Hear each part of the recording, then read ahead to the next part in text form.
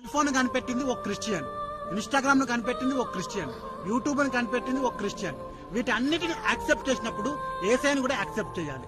ఆయనని యాక్సెప్ట్ చేయకపోయి వీటిని మాత్రం యాక్సెప్ట్ చేసినావు అనుకో, నీకు తెలియకుండానే యేసయ్యని యాక్సెప్ట్ చేసినట్టు.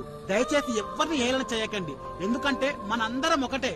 మన పద్ధతులు వేరవచ్చు గాని మనల్ని సృష్టించి మాత్రం ఆయనే. మన మంచి కాపరి యేసయ్య, మనల్ని కాపాడేది యేసయ్య.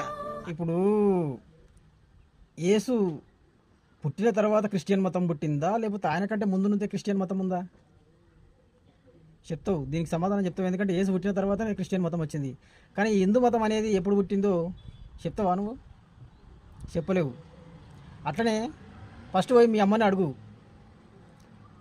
అసలు నేను ఎవరు కుట్టినా అని. క్రిస్టియన్ కుట్టినవా, హిందువు కుట్టినవా తెలుస్తుంది. లేకపోతే మీ తాతను అడుగు, చెప్తాడు ఉంటే.